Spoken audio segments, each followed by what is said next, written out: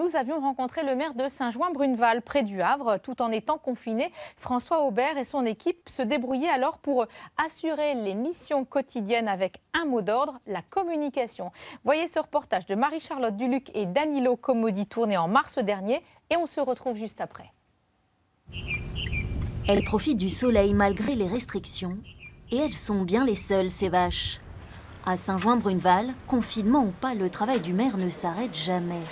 Ce matin, impression du journal. On les fait 50 par 50, donc c'est un peu laborieux, mais c'est exceptionnel aussi. Et atelier et pliage pour l'adjoint à l'éducation. On va donner à la poste pour qu'il les distribue aux habitants et on joint à chaque exemplaire une attestation ou une autorisation de sortie. Une édition spéciale réalisée à la mairie avec des informations sur l'ouverture des commerces ou du bureau de poste et des idées pour les 1800 habitants. On a essayé de mettre des choses un peu plus légères sur la culture, profiter peut-être de ce moment d'isolement pour accéder par exemple à des ressources de la médiathèque, des livres en ligne, de la musique en ligne. Pour les réunions aussi, François Aubert s'est adapté. Des rendez-vous sur grand écran.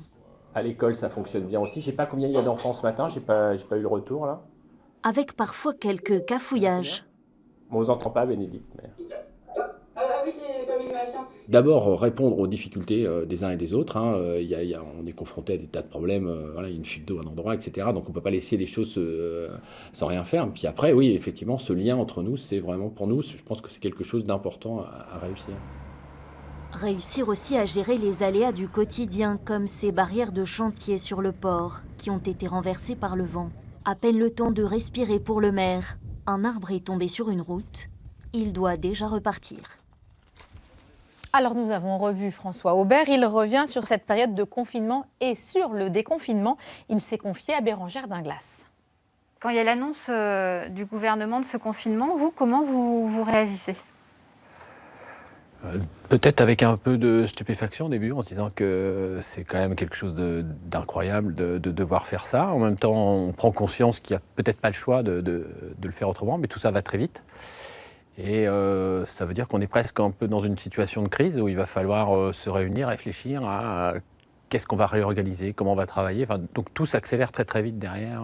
C'est recentré sur le local et il a fallu que la commune joue son rôle aussi d'agence postale, de banque postale en local pour que tout continue à fonctionner. Mais contrairement à toutes les postes de France qui étaient fermées, nous, notre agence postale a été ouverte parce que c'était des agents communaux. Voilà, qui avaient souhaité, qui avaient décidé, on leur a pas imposé de le faire. Partout en France, j'ai trouvé que les communes étaient vraiment au fait de ce qu'il fallait faire. Et on l'a vu par exemple pour les masques.